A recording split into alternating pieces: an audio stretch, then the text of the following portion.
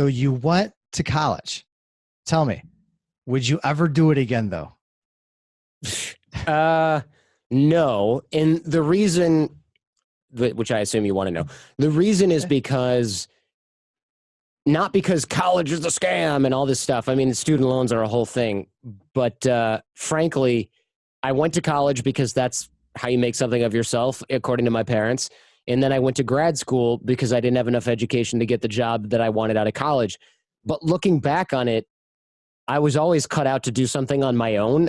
I really was. The reason I didn't have any inspiration during college is because I wasn't really doing the right things. And I studied everything I wanted too. It wasn't even that I didn't get to study what I wanted to study. It's just that I didn't know what the hell I wanted to do. Looking back on it now, what I should have done is gone to broadcasting school and then probably learned a bunch of different skills through an apprenticeship or a trade school. Mm-hmm. Ironically, I ended up in a trade school. I went to law school. That's a trade school, despite how hoity-toity us lawyers would like to say our education is and how fancy and ivy-coded our institutions are. At the end of the day, you are going to a trade school. Hopefully, you're learning how to do the trade of law, practicing law. And for everybody tuning in, if you're listening and you want to put a face to the name, that's Jordan Harbinger. You're hearing here. Check him out on jordanharbinger.com. That's Harbinger, Harbinger. And it's definitely a pleasure having you on today. Thanks. So you're telling me you probably would have got into it earlier. Is that the thing? Like, do you? Well, I mean, look, who doesn't say, if I'd known 20 years ago, 10 years ago, whatever, what I wanted to do, I'd be so much further ahead. Like, find me one person who doesn't say that. And then you might even find one or two people that are still doing the same thing they were 10 years ago that are pushing 40, but like, it's really tough not to. So I knew, look, 2020 hindsight, when I was 8-9 years old, I tried to build an FM transmitter, and I tried again when I was like 14 years old, 13 years old, to do radio broadcasting from my house. And then I went to Radio Shack, which like doesn't exist anymore. And I was like, how do I get an antenna and hook it up to this thing so that it can broadcast through the whole neighborhood? And the guy was like, well, it's illegal for you to do that. You need a permit from the Federal Communications Commission, the FCC. What? And I was like, oh, because otherwise you're broadcasting, you don't have a license. You need a license. So I remember asking my mom to like figure out how much it would cost to get a license from the FCC. And she's like, you can go to the library and find that out. And, you know, it's like, even in the 80s, it's probably like, I don't know, 30 grand a year or a month or whatever the hell it was, right? It was expensive. For sure. Maybe even more. So, and also just not possible. So I was just like, dang. So yeah, 2020 hindsight, I always wanted to be a broadcaster. I always wanted to have my voice heard. I always wanted to talk to people and have conversations with them. But nobody was encouraging me to do that. And it's not like, wham, my parents failed me. It's like, no parent is like, you should be the guy on the radio. That's like saying, you should be the movie guy. You should be the news guy. And in fact, I did tell my mom I wanted to be like Dan Rather, who you probably never heard of, but he's a famous newscaster. I wanted to be Dan Rather when I grew up. And my mom told me that those guys don't make any money and they live a really hard life. And I was like, oh, and I still wanted to do it. Yeah. And she kept saying that. Now, of course, I look at that and I'm like, oh, my mom just didn't want me to go to like war zones and broadcast, because Dan Rather is, by all accounts, filthy, stinking rich. And so was Anderson Cooper, and so was Diane Sawyer, and so are all these other people at the top of that field. She just didn't want her kid standing in the mud in boots in Vietnam with bullets whizzing over his head. So I get it. I've made myself a promise not to lie to my kid just to get them to do what I want, although we'll see if I keep that promise. I'm sure it happens all the time. So your mother told you she didn't want you being in war zones, but little did she know you would eventually end up overseas anyway. Right. And not that you...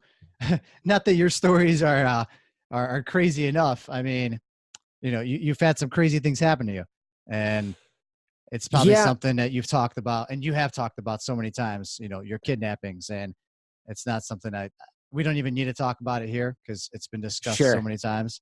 Yeah. So, you know, for everybody listening, you can definitely check out Jordan on any one of your other podcasts that you've been on, I'm sure. Yeah, exactly. I do talk about this stuff all the time. On other shows, on my show, all the time. Yeah. So why not, or am I predicting the future here?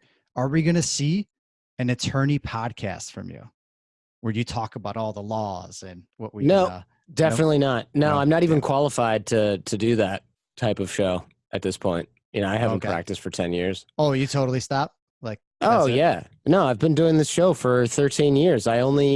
And I think for 11 of them, it was my only occupation, other than teaching and training and things like that. But Yeah. I was out of the law in 2009. Nothing brings you back, huh? Don't miss any of it?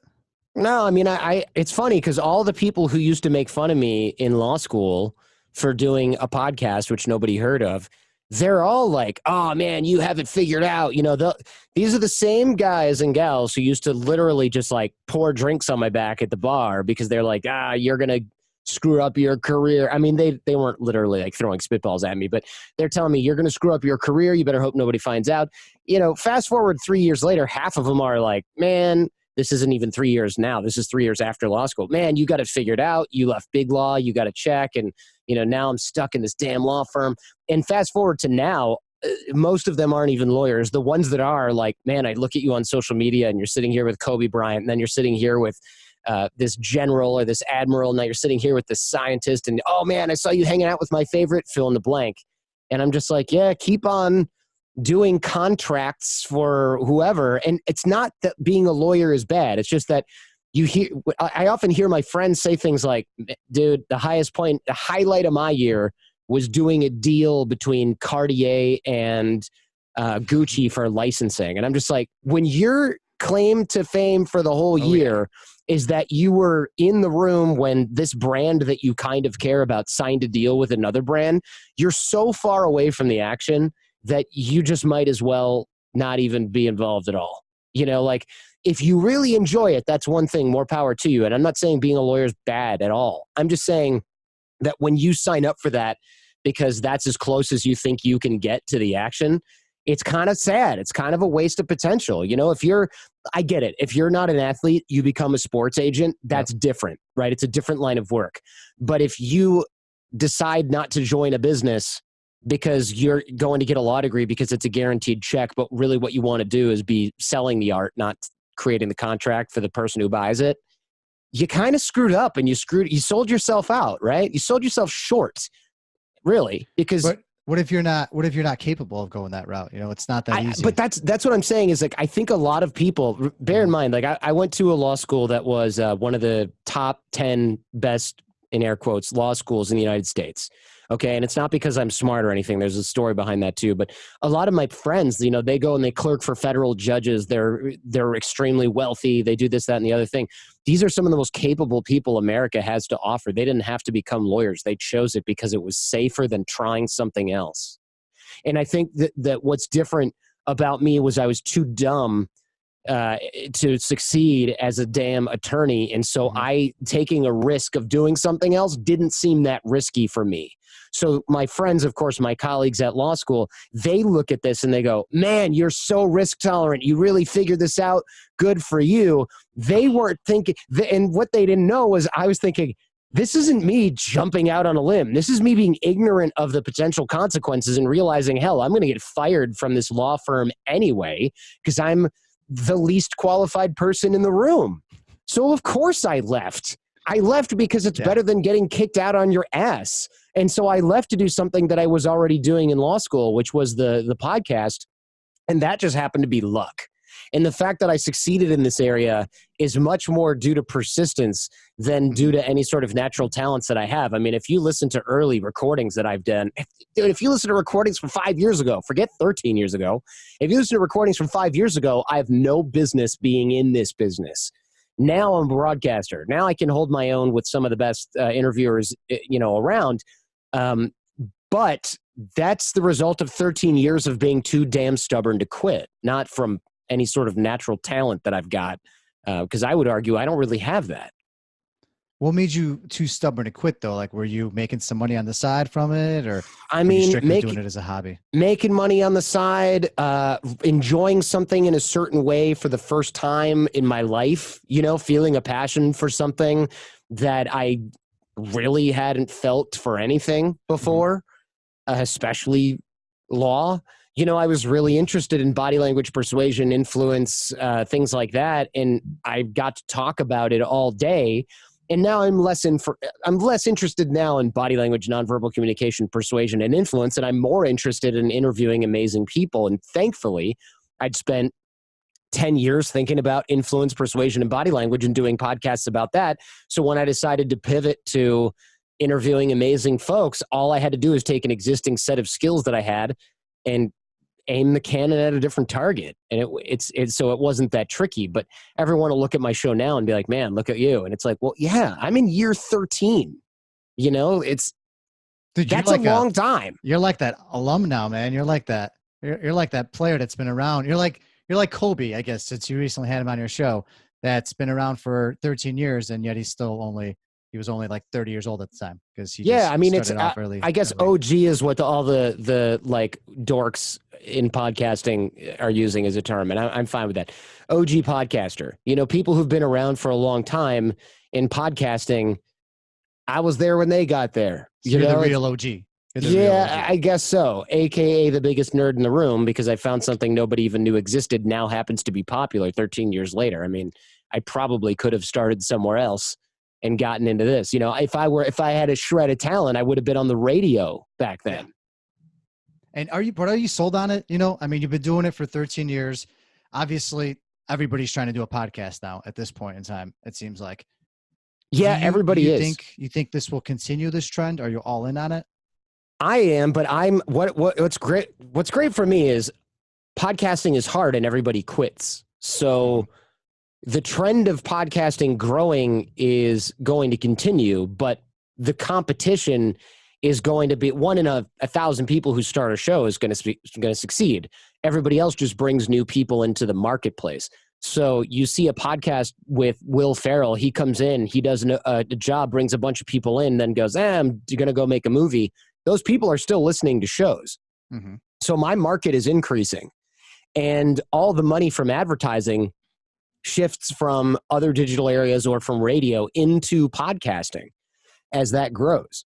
So every year, my revenue goes up quite a bit. I mean, we're talking like double-digit percentage growth of just my my business's revenue each year. That's awesome. Most businesses would kill to have a 1 to 5% increase. I mean, we're talking like 10 times that year on year on year, and it's just the beginning. Mm-hmm. And a lot of people will lose when the podcasting bubble pops, but not the top 1%. We're going to kill it. You know, we're going to kill it.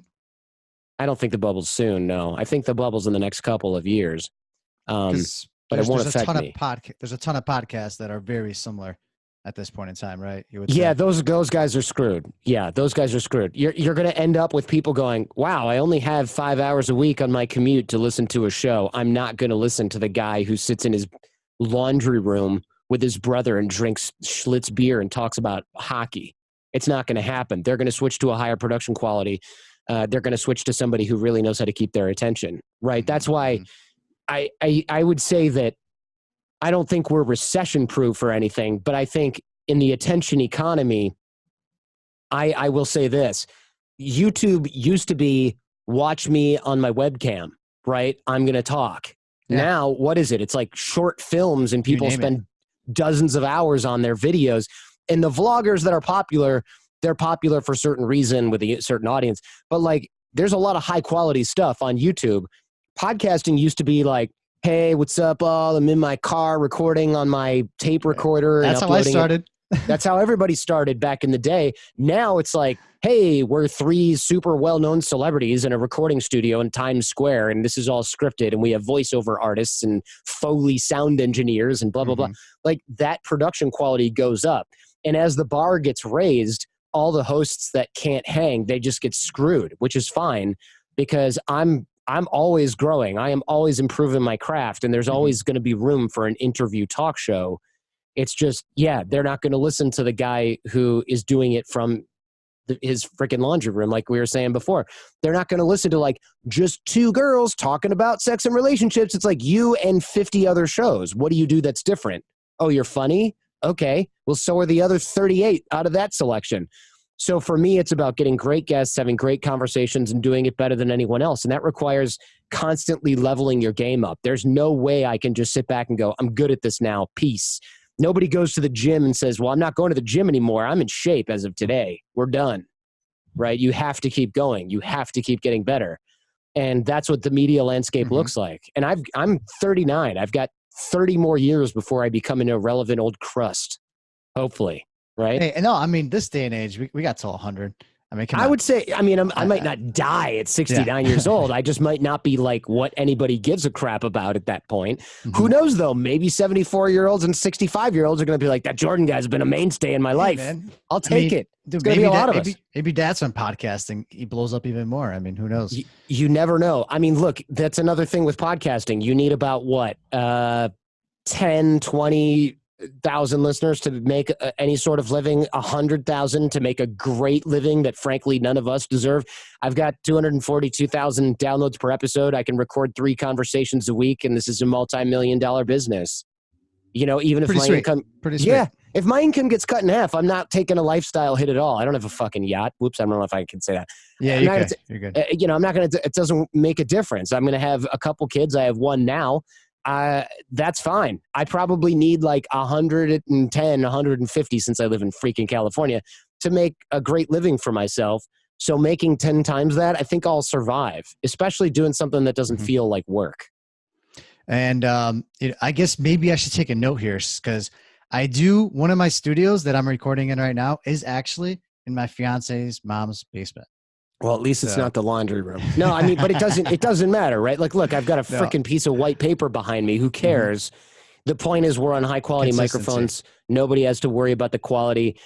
We have theoretically, we have consistently good conversation that's educational, keeps people engaged. We're thinking about, I mean, that's really the core of it, right? Is my charming good looks and the fact that I keep blowing my nose and everyone can relate to that. Hey, man, I mean, it's real. At the end of the day, it's real content. It's something that, you know, we're not fully taking things out. We want to make sure people know what's going on, what's real. And it's a real conversation that we're having. As if we were just sipping actual coffee, which cheers. Yes. Cheers. Exactly. I'm sipping tea because if I don't, I'm going to dry up like a prune. And, but kind of getting to where you're at, there had to be someone that played an influence, right? Like was there a show you listened to, someone you really listened to growing up? You know what? Not really. I found that a lot of radio was actually really disappointing. You know, I would listen to the music and I was like, they just keep playing the same songs. This is super annoying. So I would tape, like many kids, I would tape songs off the radio. And then once the internet was around and I found MP3s, I got to that stuff in high school. Most people didn't. And I did this thing where I would say, when I was in high school, and this is before MP3s were really much of a thing, this is like 1995, 96. What I did is I said, hey, if you have a favorite CD, I'll copy it for your friends. And they'd be like, great. And then I'd have the friend pay. So I bought a CD burner. I got one for Christmas, something like that. And so what I did is I said, give me the CD and I'll bring it back to you tomorrow. And so I would copy the CD to a hard drive or at the time, I think to another CD. So I'd have a master of that. And then I would get another CD the next day and the next day and the next day and the next day. And I, 2 or 3 CDs a day. I eventually had every cool song that anybody had. And there were certain kids had like the CD the day it came out. They'd go to the music store and get it. And then I'd go make a copy of it. And then I'd ride my bike over to their house or they'd come and get it. So it was really easy for me to have all that stuff. And then somebody would go, hey, Jordan, I got known as the kid who could get anything. So it was like, hey, Jordan, I want a copy of the bootleg Dave Matthews Live. And then I want another mix CD with like Cake and the Transformer this and then this other track and then Snoop Dogg. So I would say, great, make me a track list. I'd go home, get what I got, call the person up, tell them what I had, quote a price, $25 or something like that for all those. They didn't have to go to the music store. I'd burn the CD and hand it to them and they'd be like, sweet. I now have a CD I can play in my car that has Snoop Dogg and Cake and Beastie Boys and Dave Matthews Band. And that did not exist. Nobody had the ability to make a custom CD playlist at that point in time unless they had like a 12 CD changer. And then you had to wait for the damn thing to change. I was making custom playlists. This is like the Spotify 20 years before Spotify, right? Like more than 20 years. So I'm making this for my high school friends and I'm printing money at this point. What was the original question? I'm just on a rant right now. I mean, so is that how you got eventually into podcasting? Because it was a new, fresh thing And you're Right. I like, remember the man, question. Sorry. NyQuil is kicking my butt today. What happened was I was so sick of not having any sort of real ability to create custom playlists. And I got sick of the radio playing the same thing. And I remember when I would hear talk shows at night, because that's when like Loveline was on, Dr. Drew and Adam Carolla. I would listen to them and I was like, this is so interesting. Why isn't there more stuff like this? And now I work with Dr. Drew and Adam Carolla all the time on Adam and Drew, the Adam Carolla show, whatever it is. I'm a regular on both of those. And so I see and I realize, oh, it's because it's really hard to have an entertaining conversation on a consistent basis. No wonder. It's hard. Doing what they do is very difficult. That's why there weren't more radio talk shows, because it's actually quite hard to do. So it's a real skill that people still value. Howard Stern is probably one of the best interviewers around, but in the 90s, I found him totally insufferable because all he did was make fun of people and scream and yell and make stupid fart jokes. So yeah, actually, that's how my producer was like, "Oh yeah, I definitely seen Jordan Harbinger on Adam Carolla's show." Yeah, and being you listening to Loveline, I kind of thought you were going to say that. I was kind of actually hoping. How did it feel eventually being on, a show with him? Like, how did it feel after listening to someone like that? It's funny because everyone's like, wow, that must have been a real sort of turning point moment in your life. Only in hindsight. I wasn't going in there like, oh my God, I used to listen to these guys and now I'm in studio with them. I don't want to do that to myself and get nervous. But afterwards, I certainly left and went, wow, I was just a guest on a show that I've been listening to for like 10 years. And like the reason I know how birds and bees work and about all kinds of crazy STDs and everything that I did about relationships and all these things that I know about relationships are literally because Dr. Drew said it at a certain time. And like a lot of my sense of humor is I'll say something and I'll go, where did I learn to talk like that? And the answer is Adam Carolla in 1994, or whatever it was. And so that kind of thing really shaped my personality. And it's funny to be in a studio with them now. And they're like, oh, hey, Jordan, what's going on? Are you coming to the show on Friday? And I'm like, I can't believe Adam Carolla is like asking me if I want to go up and be on a stage with him on Friday. And I'm sitting here having, dinner with Dr. Drew, having a beer or something, in their studio. It's just, it is a little bit surreal. But I think at some point when you've worked your ass off for something, you don't go in and go like, oh my God, what's going on? You go in and you go, oh my God, finally. Okay. I'm not a freaking imposter. Maybe there's some truth to maybe I have a future in this business. Mm-hmm. Maybe I'm not a waste of people's time. Like you go through that when you start off anything, especially some sort of creative pursuit. Unless you're an arrogant prick, you probably really don't think you're supposed to be in the room. That's kind of how it works. And so with that part, comes comedy, but you've always done a lot of, serious things, and you talked a lot about entrepreneurship. Where do you like the mix? Do you like being able to, do some of both? Do some of both of what? Sorry, I'm a little unclear on that. Since you kind of get the best of both worlds. You're now with the whole rebrand of your show as well. Like, do you like that freedom instead of just speaking, entrepreneurship and mindset? Oh yeah, sure. Yeah. For example. Yeah. My old show, I was very limited by what my business partners wanted me to do. And honestly, it was my face, my voice. I did all the work. So it was kind of like, well, what am I supposed to do here? Talk about what these yutzes want me to talk about? I'm not going to do that. So now I can talk about anything that I want. I don't have a show that's supposed to be about businesses or dating or any of that garbage like I was doing before. I can do whatever I want, so I can grow the hell up. I can grow the brand up a little. So now when I've got an author on the show and it's, Robert Greene, I can go in depth for an hour and a half. I can talk to Ryan Holiday for an hour. I can talk to Ben Horowitz from Andreessen Horowitz about anything that I want. I can talk to General Robert Spalding about the rise of China.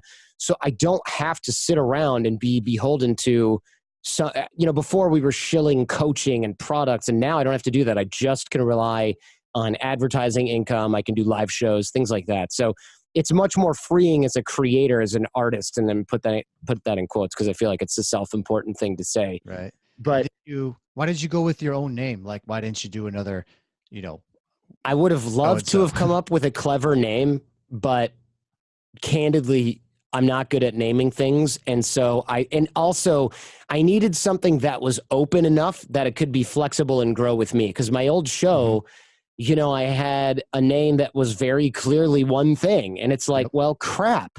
Now I've got to do that, or I've got to overcome that. So if I name my show the Live Your Best Life Show, like, first of all, that's a shit name, but let's assume that it's not a shit name.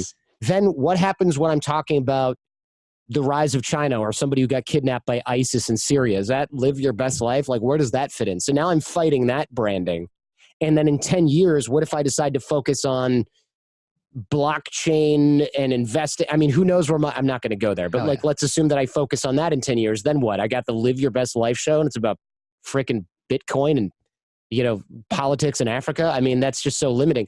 If I pick my own name, anybody who's looking for me, which is apparently a lot according to Google Trends, they can find me really easily. It helps me trademark that. And, if I had a really clever, if I had a really clever show name, I would have used that. I look at show names that NPR comes up with, and I'm like, damn, that's good. Like Sound Opinions. I'm like, oh, that's so good. I want that. Or, there's so many good ones that they come up with. So was it like strictly marketing like that? No. It was like, in fact, I had broken with my last company so quickly that I was like, oh crap, I need to come up with a new show name like now. And I had like a week, and I went, you know what, let's not dick around with this. I don't have time to come up with a really cool name like Armchair Expert or something like that. I wasn't kicking around a name in my head for the last few years. I just wasn't, I didn't have anything like that. And so I didn't have something I could fall back on right away. And that really, 2020 hindsight, I should have thought 10 years ago, I should have started thinking about what my brand is and come up with a couple of really good names, but I didn't do that. And so I was stuck with my name. I don't think that I don't want to pretend like there's some kind of like really good story behind it. There just isn't. And there never was. And is it pretty cool to be able to work with your wife now? Like, it is cool to be able to work with my wife. It makes us both a lot more flexible, and it makes us both a lot happier, because she used to be an accountant, and it was kind of like, well, crap. Yes, I can relate to that. Well, the problem with that really was she would, I worked years and years and years and years and years.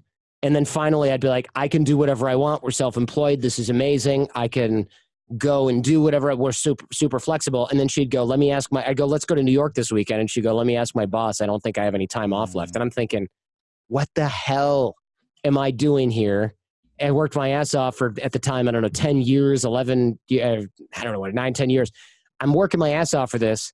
And now I've got to ask your boss if you can leave, if we can go have fun. So once I needed a new assistant because the other one had done something stupid, I was just like, well, I'm going to hire my wife temporarily. And it just turned out to be amazing, because now, of course, we can go and do whatever we want. We can travel wherever we want. And that makes for a great life. That's pretty awesome. And now, it's going to be on to our listeners' favorite segment of the show. Welcome to the round with no name, because they're all taken. So you survived part 1. Part 2, it's a real quick part. My producer, Steve, he always comes to my house, and he always happens to be here. He knows when I interview somehow, but he lurks around in the background. And the rules are, they're simple. You get 5 seconds to answer a question. We don't want you thinking too much about it. Just throw the best answer out there that first comes up to your mind. Without further ado, what is your favorite book? Maybe Extreme Ownership by Jocko Willink. It's one of my favorite books. Do you want me to say why, or you just want the title? Just want the title. Okay, there you go. Favorite movie? Swing Kids. Favorite sport? Oh, man. None. That's a great answer, right? If you don't want to say any. Yeah. If there is one interview that you have done in the past, someone that you were interviewing, who is the person that you were most nervous for? Nervous? Oh, good question. I don't really have pre-show. I have pre-show jitters about is my videographer going to screw this up or show up on time? I don't have jitters like I hope they like me, because I'm not in it for that. I'm not making friends with my guests. So even early on? No, not really. I mean, early on, probably I had a different mindset towards it, but I don't think I was nervous because everything was on Skype. Now it's all in person, so I get more nervous about logistics, like, crap, we have the wrong address and I've got Kobe Bryant in 20 minutes. How the hell are we going to find the office? That happened? Yeah, that happened. Oh. Not like, oh my God, I hope he likes me. I mean, I'm not going over for Thanksgiving dinner. You know what I'm saying? So I don't worry about that. It's more like, where the hell is where's Mark? He's got the memory cards, that kind of shit. So say you're about to be stranded on an island and this might happen and you could only bring one item with you. What would it be? It can't be a person. Can I have like my audio books on my phone, or is it like your phone runs out of battery and now you're bored? Yeah, you'll have a solar panel battery with it. Sure. Or something. Yeah, I'm just going to bring my freaking and your Audible app. Yeah. Right. And say you had an unlimited amount of money. You could start up any business you wanted, but it can't be yours. What would it be? Yeah, and good question. Let's just say it's not like unlimited, but cap yourself at like 100 mil. So you can't just like go crazy, but something you put some thought into. Yeah, I mean, I would probably just do something where I guess I can't do the same thing. So I would probably have a situation in which I'm doing, I guess if I can't interview people, I mean, I don't know. I'd probably do some sort of instructional video thing like masterclass, except I'm getting more people. Since I have $100 million, I can just have everybody do one of those. I don't have to beg people to share it and spend money on ads. Oh man, we got a stumper on this one, huh? Mm-hmm. It's a Boss exclusive with Jordan Harbinger. How do you drink your coffee? Black or with oat milk. Okay. It's a pretty solid combo. What is the one item every day you consume? Might be something you eat, drink, or you just wear it on you, but you can't go a day without it. Eat, drink, or wear it on me? Let's see. Let me look around. I mean,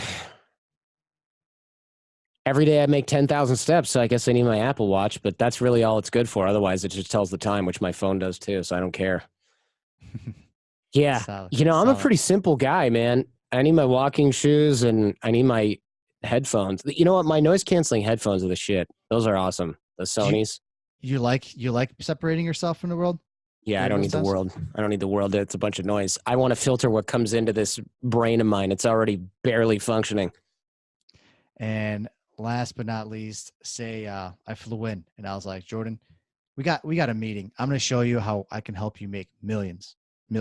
And I walk in with my good old socks and sandals. How seriously would you take me? I would not take you seriously at all. I'd be like, how did you get in here with socks and sandals? Seriously? Yeah, no socks and sandals. What are you thinking? Not allowed? If I had the $1 million idea for you? I don't need ideas. I need execution. I don't need ideas. I got ideas. I would have showed you how to. My loss, but your poor presentation.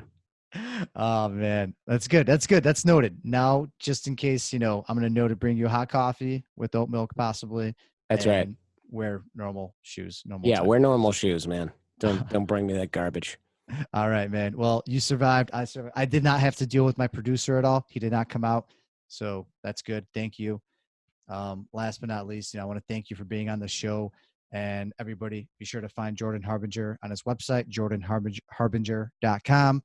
His podcast is also called The Jordan Harbinger Show podcast, and his Facebook, Instagram, you name it, everything you can find through the website. And last but not least, for the people that are listening, a lot of people were struggling like I was in that cubicle, desperate. I was suicidal. I didn't know what else to do with my life. What would you tell that person now that's kind of debating? Do they go all in, or if they don't? Sorry, what's the question? Someone that's sitting in a cubicle, miserable, whether they go all in on entrepreneurship, this kind of lifestyle, or they don't. Never go all in. You're just adding stress to your life. You should only go a little bit at a time, start something and tweak the idea. You should never quit any sort of stable source of income until you can't scale what you're doing now without more time. People quit all the time, and then they just add stress to their life, and they're like, oh man, I'm all in, because they want to tell people they quit their job and they're doing some entrepreneurial venture. That's ridiculous. You should start small, scale up, outsource as much as possible, and hire. And then only when you're limited by the amount that you can do and your business is limited by that, should you quit your day job. Or if you're making enough to completely replace your day job income and you hate your day job, should you leave? You should never, all this like go all in is terrible advice. It's terrible advice propagated by, YouTubers primarily. That's a very common answer, actually. So you definitely had a twist on it. Yeah. I'm sure a lot of listeners will appreciate that. I'm glad Jordan, to hear that. Thank you so much. Definitely been a pleasure having you on, and looking forward to seeing what the next 5, 10, 20 years bring. Thank you very much, man. I appreciate it. That is all for this episode of Boss to Boss. Your next step is to visit bosstoboss.com, where you will find proven techniques followed by professionals to help you make that next step. Again, that is boss2boss.com. And remember, the time is now.